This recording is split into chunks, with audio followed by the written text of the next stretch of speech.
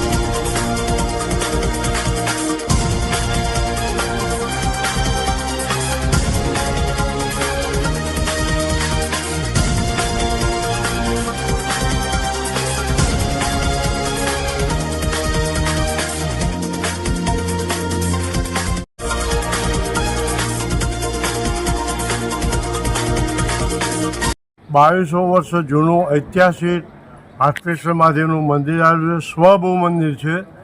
અહીંયા દેશ પરદેશના બીજા રાજ્યોના પણ ઘણા યાત્રાળુઓ આવે છે। અહીંયા શ્રાવણ મહિનામાં જબરજસ્ત ભીડ જામે છે। નાના બાળકો પણ સેવાની અંદર આપતું હોય છે। નાના બાળકો ઘણી સેવા અહીંયા આપતા હોય છે। ઘણા યાત્રાળુઓ અહીંયા આવતા હોય છે। આખો શ્રાવણ મહિનો અહીંયા ભીડ જામે છે અને હાટકેશ્વર મહાદેવના જય જયકાર બોલાવે છે। ચંદુભાઈ ચિમનલાલ રામે, ટ્રસ્ટી હાટકેશ્વર મહાદેવ સંસ્થાન વડનગર। પવિત્ર શ્રાવણ માસના આ વિશેષ પૂજન અર્ચન તેમજ દર્શન એનો એક વિશેષ અનુષ્ઠાન શ્રી હાટકેશ્વર મહાદેવ સંસ્થાનમાં અમે વ્યવસ્થાપૂર્ણ રીતે ચલાવી રહ્યા છીએ।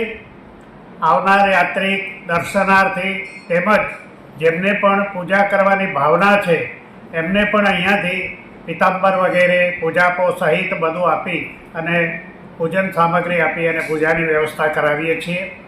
સાથે સાથે યાત્રિકો જે આવે એમના માટે પાર્કિંગ, નિવાસ વ્યવસ્થા, અલ્પાહારની વ્યવસ્થા વગેરે પણ અહીંયા રાખેલી છે। આ સાથે જાહેર જનતા માટે પણ સોમવાર શ્રાવણના એના વિશેષ મેળાનું પણ આયોજન કરેલું છે। સવારે 7:30થી બપોરે 3 સુધી દરેક ભક્તો પૂજાનો લાભ લઈ શકે અને સાથે સાથે સાંજે સાયં શણગાર અને સાંજે આરતી પણ ભગવાનની સાયં આરતી શણગાર સહિત કરવાનું પણ આયોજન કરેલું છે। સર્વે હરિભક્તો, શિવભક્તો બધા અત્રે આનંદથી આ પરિસરમાં આવે, નિવાસ કરે, રહે, દર્શન કરે, ભગવાનની ભક્તિ કરે અને સતત ભગવાનની સાથે જોડાયેલા રહે એવી શુભેચ્છા સહ જય હાટકેશ, જય હાટકેશ। જય હાટકેશ। હું શાસ્ત્રી રાવલ નિરંજનભાઈ ચિમનલાલ હાટકેશ્વર મંદિરમાં પૂજારી તરીકે સેવા આપું છું। હવે આજથી પુણ્ય પવિત્ર શ્રાવણ માસ ચાલ્યો। શ્રવણના મતલબ શ્રાવણ છે એટલે ભગવાનનું નામ શ્રવણ કરો, ભગવાનનું કીર્તન કરવાનું। ચતુર્માસ હોય છે એટલે ભગવાન વિષ્ણુ પાતાળમાં જાય છે અને આખા સૃષ્ટિનું પાલનહારની સર્જનની જવાબદારી શિવજીની હોય છે। એટલે આ શ્રાવણ મહિનો બધા જ મહિનામાંથી શિવના પવિત્ર માસ ગણાય છે। ગઈકાલે જે અમાસ થઈ, અહીંયા ભગવાન હાટકેશ્વર દાદાના મંદિરમાં સાંજે ભગવાનનો ધૂપ આરતી થઈ, દીપદાન કર્યું અને આજે વહેલી સવારથી જ ભક્તો અહીંયા ઉમટે છે। હાટકેશ્વર મહાદેવજી લગભગ મારા ખ્યાલ મુજબ 2000 વર્ષ ઉપરનું મંદિર છે. અને આ હાટકેશ્વર હટક એટલે સોનું અને સોનું એટલે ઐશ્વર્ય. તો ઐશ્વર્ય આપવાવાળા ભગવાન હાટકેશ્વરની કૃપા મેળવવા માટે દેશ વિદેશથી બધા ભક્તો આવે છે. નાગર બ્રાહ્મણો ખાસ કરીને આવે છે.